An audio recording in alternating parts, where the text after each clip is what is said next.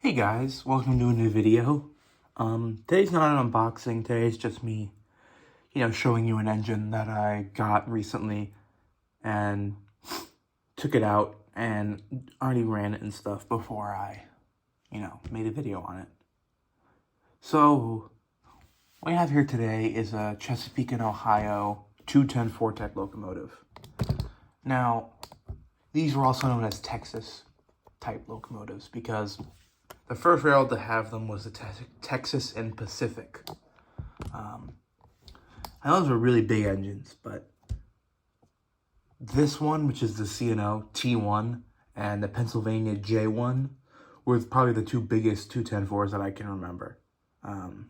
There may have been some other, Canadian engines that I don't know about, but these engines are massive. These were used by the C&O as coal drags, in the mountains, along with the H7 locomotives, which were the 2882s. But this particular one is a WESTSIDE one, made by KTM, or Katsumi. These were, I believe, were made in 1977, so pretty late. This one is weathered, as you can see. It's got a nice little weathering job. It's got the window glazings in there, which I really like because a lot of people don't put that in there.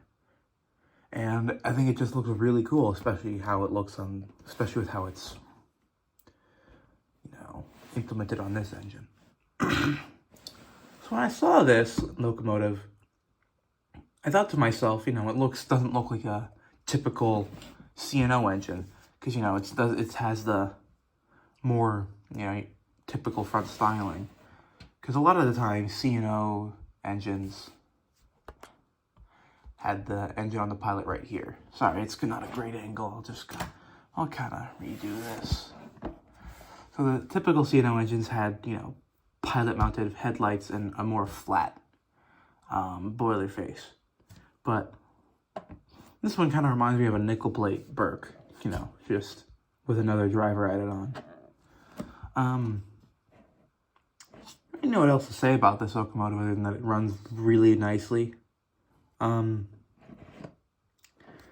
got a big can motor, pulls pretty well. One thing that really surprised me is how well this runs around curves. So right now on my current layout, which hopefully, in the next month I'll start working on my new layout.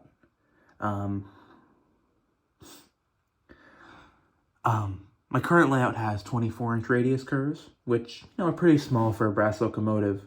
And, stuff like, Overland engines, which is, AJIN, A-J-I-N. A lot of the few 484s I've had by them do not run on my layout, which is interesting. But then something like this will run on my layout perfectly fine. And it kind of perplexed me, but I'm not complaining because, I can run this engine on my layout. And, yeah, that's about it. If you have any questions, comments, suggestions about what I should, do with this or what I should do for my new layout, let me know down below if you have anything you want to say that's appropriate.